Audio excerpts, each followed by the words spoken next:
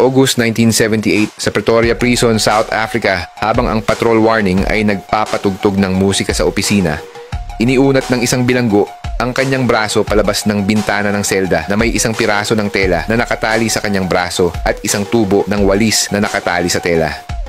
Iniunat niya ang tubo ng walis sa keyhole ng pinto ng selda at ipinasok ang isang susi na gawa sa kahoy.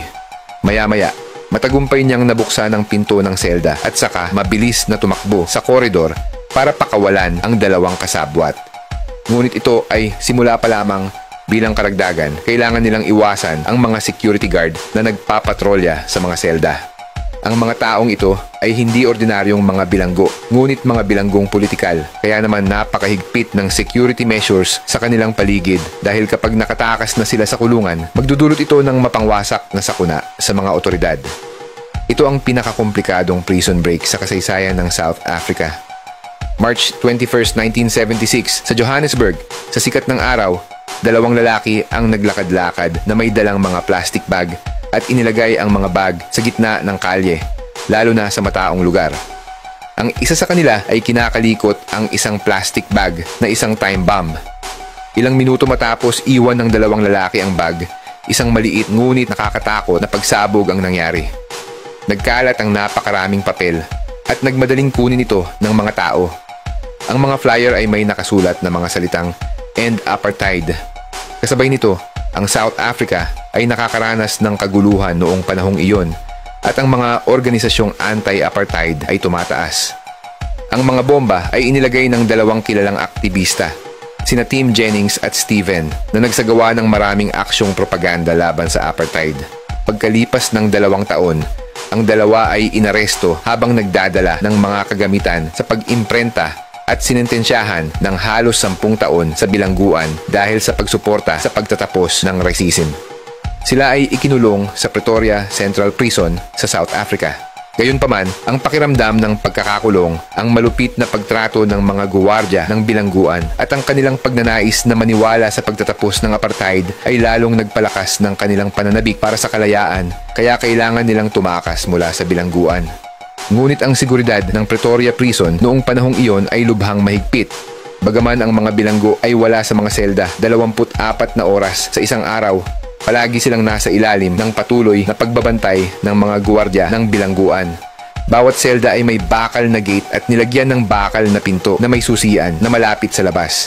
May isang maliit na bintana na may mga rehas na bakal sa tabi ng bakal na pinto kung saan maaaring masubaybayan ng mga prison guards ang mga bilanggo.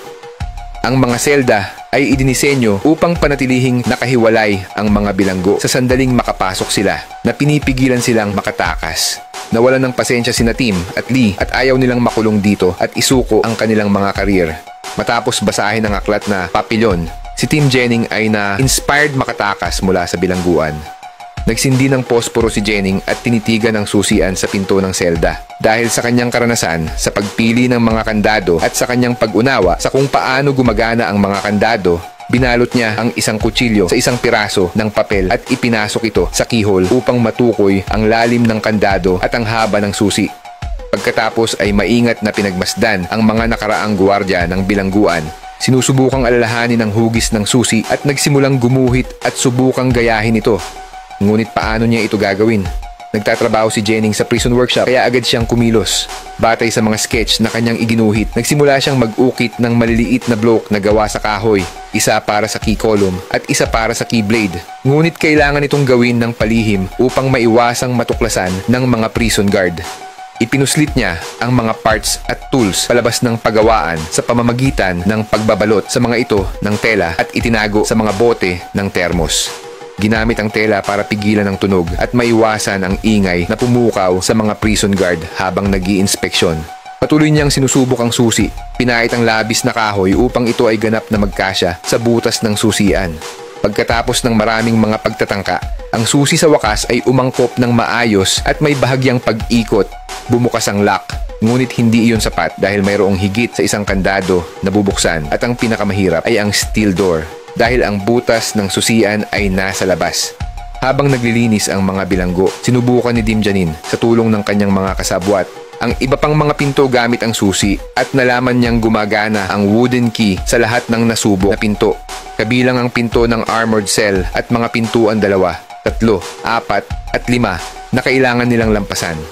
Matapos malaman na maaari na silang makatakas, muling nabuhay ang pag-asa ni Dim at ng kanyang mga kasabwat. Ngunit nagkaroon pa rin ng problema kung paano buksan ang keyhole sa labas. Habang naglilinis ng koridor, napagtanto ng dalawa na kung mag-uunat lang sila ng kanilang mga braso ay sapat na ang haba ng walis na ginamit nila para maabot ang susian ng steel door. Bumalik si Dim sa workshop at nakita ang sewing machine doon. Naisipan niyang baguhin ang hawakan ng walis upang maiayos dito ang susi at ang pagpihit ng walis ay magbubukas sa labas ng pinto mula sa selda. Inayos niya ang isang piraso ng kahoy sa susi at inayos ito upang ito ay umiko ng clockwise kapag nakaikot ng tama. Binutasan din niya ang kabilang dulo ng hawakan ng walis at pinasadahan ito ng isang piraso ng tela at itinali sa braso para hindi malaglag. Iniunat ni Dim ang isang braso. Hawak ang walis sa mga iron bars ng selda at iniunat ito hanggat maaari upang subukang maabot ang keyhole. Sa kanyang kabilang kamay, hawak niya ang isang maliit na salamin at nakita ang pinto sa pamamagitan ng refleksyon. Paulit-ulit niyang sinubukang buksan ang pinto gabi-gabi hanggang sa isang gabi, isang klik ang nagpagaan sa kanyang pakiramdam. Matagumpay niyang naipasok ang susi. Pinihit ito at binuksan ang pinto. Natuwa si Dim at ang kanyang mga kasabwat. Maaari na silang umalis sa selda sa tamang oras. Nang marinig ng ibang mga bilanggo ang tungkol sa kanilang plano, sila ay lubos na sumuporta. Bilang karagdagan, ninakaw din ni Dim ang mga damit na sibilyan mula sa mga bagong bilanggo upang magamit ang mga ito bilang mga disguise kapag sila ay nakatakas. Ngunit ito ay hindi sapat. Kailangan nilang mag-iwan ng disguise sa selda, gumamit ng mga kumot at unan at ilagay ito sa kama upang magmukhang may nakaupo upang linlangin ang mga gwardiya ng bilangguan at isipin na sila ay natutulog na ginagawang mas mahirap na matuklasan. Pagkalipas ng ilang buwan, ang ikatlong miyembro, si Alex, ay sumali sa prison break. Siya lang ang gustong tumakas dahil iniisip ng iba na masyadong delikado. Gayunpaman, hindi agad maipatupad ang jailbreak. Nangangailangan ito ng pagsasanay upang matiyak na ito ay epektibo. Ang mga bantay sa gabi ng pagtakas ay napakahalaga. Kaya't inilagay nila ang lahat ng kanilang mga taya sa isang tahimik at tamad na gwardiya. Pwede kang kumita ng totoong pera dito kay Paldo Plus. Nag-o-offer sila dito ng multiple games kaya makakapili ka ng gusto mong laruin. Para makapaglaro ka dito ay kailangan mo lang pindutin yung link na nilagay ko dyan sa comment section. Pagkatapos ay mag-register ka ng account. Maraming iba't ibang games ang pwede mong laruin dito tulad nitong Super Ace. Napakadali nga lang manalo dito at napaka-convenient pa dahil di mo na kailangan lumabas para maka-access sa mga casino games. Trending nga ito sa iba't ibang social media platforms kaya masasabi mong lihiti mo talaga ito. Kaya ano pang hinihintay nyo mga master? Laro na tayo dito kay Paldo Plus. Click the link on the comment section below.